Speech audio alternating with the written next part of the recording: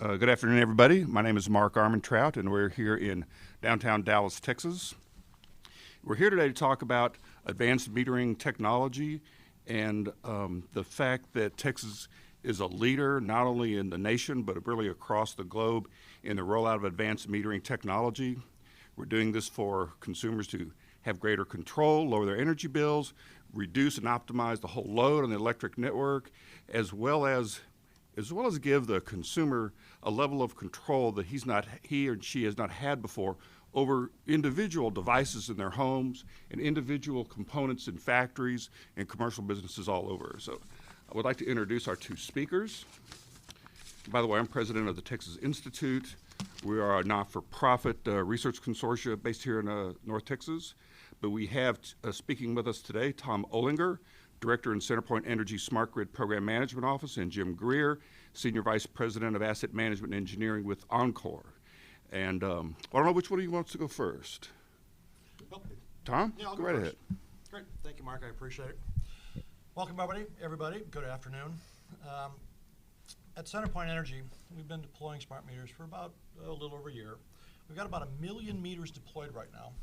And we all know that one of the benefits that we have been talking about is, as Mark said, the ability to put more information into the hands of consumers so they can make different, perhaps better choices about electric consumption. We know that one of the ways to do that is to put the smart meter on the home, but then provide the consumer a device or some mechanism to actually that actually displays the consumption. And so at CenterPoint Energy, we've got a 500-unit in-home pilot display where we've actually identified participants and put devices in homes of 500 participants. What I wanted to talk about today is the type of results that we've seen. What was interesting is we put this program out as a mechanism to learn about the technology. In communicating with our consumers, we learned quite a bit about the way the consumers also responded to this as well. So let me do this. If I can have you switch slides, please. I'll spend a couple minutes on an in-home display. I won't spend a whole lot of time. But an in-home display is a vehicle or a device that sits inside the home that will allow the consumer to see consumption. The device actually communicates with the meter and allows the consumer to see near real-time. It's not real-time, but near real-time consumption. Near real-time meaning seconds after the consumption occurs. It communicates wirelessly with the smart meter and allows consumers to be able to forecast usage and understand current consumptions. And once again, by having that more real-time, that near real-time information in their hands, they can start making different choices. The other thing that these hand devices do is it starts the whole world of the home area network, the promise of the entire network within the home. So here's our pilot program. We worked with the Public Utility Commission of Texas back in the first quarter of 2010 and identified the pilot. And primarily, what we wanted to do is move the technology from the laboratory out to the field. We have, in fact, a lot of folks are doing quite a bit of experimentation in laboratories, and we at CenterPoint, we're doing the same thing. And we know that if we take a device and put it on a desktop next to a meter or put that next to a cell relay, that we can make that system work. This pilot was a mechanism to move from the laboratory and actually start gaining some experience out in the real world with consumers and the type of problems that we would see out in the real world. The Public Utility Commission granted us a good cause exception. The way the market is structured here in Texas, the deployment of these devices are a competitive retailer in a competitive retailer space. We as the TDUs are precluded from being in this space. But we wanted to make that transition to show that the technology would work, so we got an exception from the Public Utility Commission.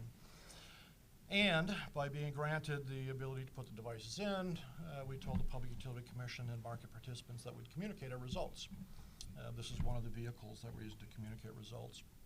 Our pilot objectives, like I said, is to understand the transition from lab to field.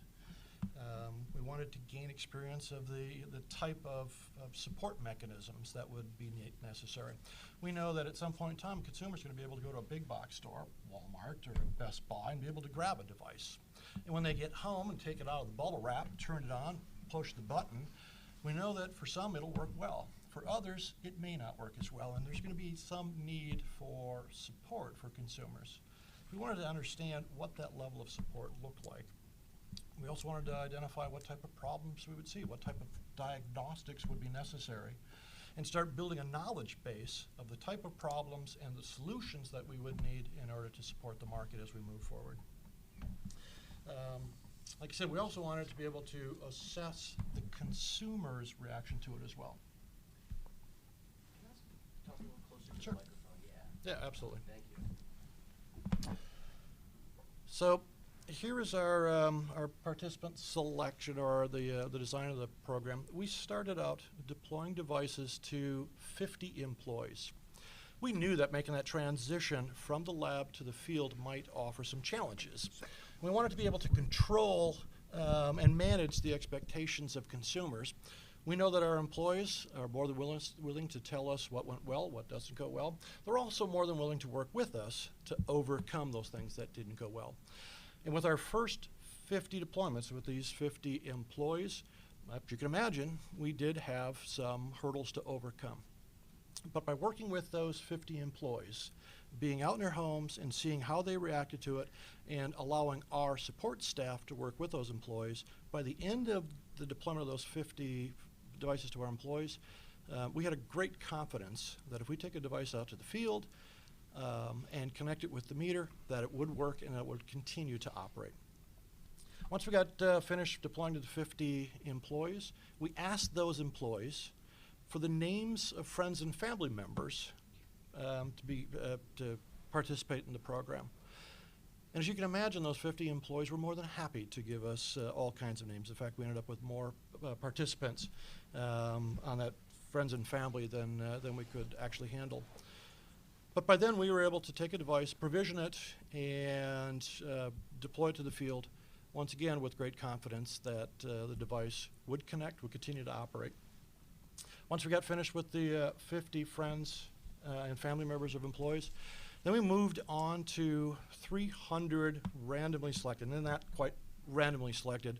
The participants had to be in their home, single-family residence, for 13 months, and it had to be a single-family home. And the reason we wanted that is we wanted to be able to make certain that we could get the device out in their hands and make it work. We deployed to these 300 consumers in 2 waves. In November of last year, we sent out 300 invitations and ended up with 50% of the people receiving the invitation responding to us, indicating they wanted to participate. We were thrilled to have a 50% response rate. With those 150 participants, we called every one of them and asked them how they wanted us to deploy the device. One of the things that I told my staff is we didn't want to only be consumer friendly or customer friendly. We wanted to be customer cuddly. And so we asked every one of those participants how they wanted the device deployed. And all but 4 said, put it in a box and mail it out to me with instructions. We offered them the ability to set up an appointment. We'd come out and we'd deploy the device, get it up and running. We'd teach them how to operate it and maintain it. We teach them how to take and it turns out that they all said, just put it in a box, send me the instructions, and if I have problems, I'll give you a call. And so, once again, we were pretty thrilled to think that consumers would take a device like this, fairly new to the world concept, and deploy it themselves. Now, we did provision the device to the meters before we sent them out, so the consumer didn't have to go through the provisioning process. But once they got the device, they opened up the box, they pushed the button, it connected with the meter, and it started deploying and started showing their consumption. Along with the instructions, we also sent along pretty clear instructions on how they could enter their current electric price into the device. Once again, the way the market is structured here in Texas, we as the TDUs do not have the price. That relationship is between the consumer and the retail electric provider, the competitive retailer. But we showed through our instructions how a consumer could enter the price. And what we found is that having the consumption is important, but as soon as you enter the price and translate that to cost, that was significantly more meaningful to consumers. In January of this year, we again sent another 300 invitations, got another 50% response rate, got another 150 consumers, totaling to 300 consumers, and we had the same type of response. All but 3 or 4 of them said, mail me the device, and they got the devices up and running. The final part of our participants was 100 key stakeholders.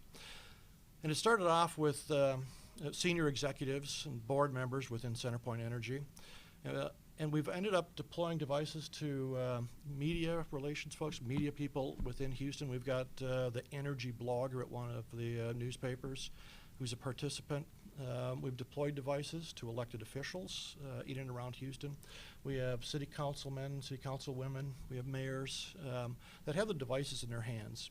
And the thought there was, as with Encore, part of our deployment order required us to spend $7.5 million deploying devices to low-income consumers.